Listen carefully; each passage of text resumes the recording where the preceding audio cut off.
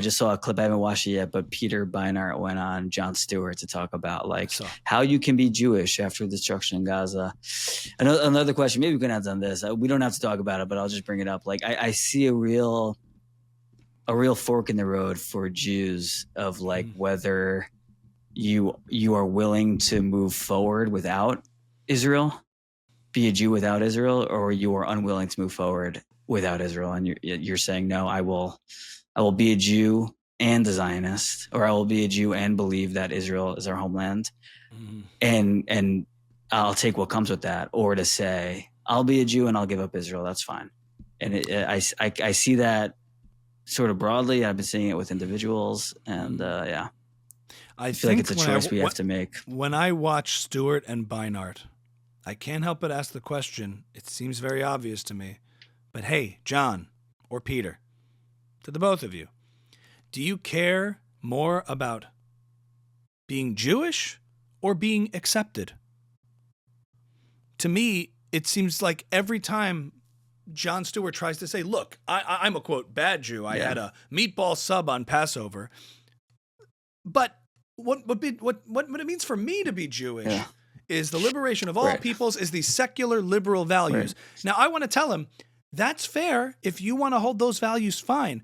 But the Judaism will wither away and filter out because a lot of these conversations are animated by people who are not comfortably being exclusively Jewish. They're not comfortable with this exclusivity of exclusively Jewish ideas. It's only the ideas that align with secular liberal values. I'll hold on to those, and everything else I'll toss out the window. In 2 or 3 generations, there won't be a trace of Judaism left. And if that's what you want, I'm not judging you. I'm judging, but I'm saying that's your priority. Fine, but just say so. Don't tell me that's Jewish. It goes back to our conversation with Darren about Nobody Wants This, that show on Netflix, where it's like they're Jewish, but there's nothing exclusively Jewish about them or uniquely Jewish about them. They're Jewish, but just like everyone else. I mean, I'll quote myself. I like submitted one of my stories to a producer who said they wanted to make Jewish content, and after reading the script, they said, "Oh, we only want to make content that makes Jews look good." And my response was like, that depends what you mean by good, and it depends what you mean by Jewish. Like, do you want Jews not to look like uniquely Jews? Like, there's a lot of that. Like, and like, what do you mean by good? Like, they have to only be saints. They can't be human at all. They can't be complex.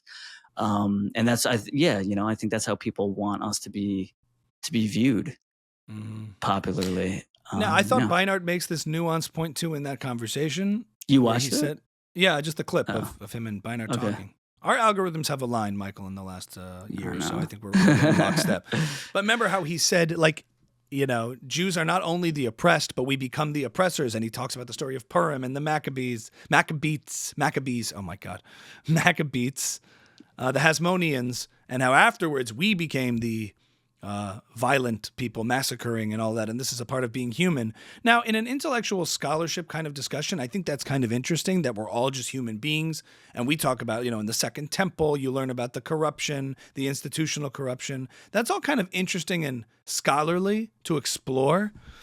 But in this context, I would just say shame on you for looking at the story of Purim and calling Jews the villains in a post-Purim scenario where, I just don't understand why when you can look at the Middle East, you look at Israel, you zoom out and you see don't we have enough enemies than the ones that are within the tribe and the family itself? It's like, if people are trying to kill you, why are you also trying to commit suicide? So, like, if you want to talk about Purim, there's plenty of people who know a lot about Purim to talk to, except besides Peter Beinart. Like, but it's also like if people are trying to homicide you, why are you also trying to suicide yourself? It's like, no, let me do the work for you. No, because I think they've made a calculation in their mind where they're like, I want to continue as I'm going and I don't care if Israel remains a homeland for the Jews. It's not my priority.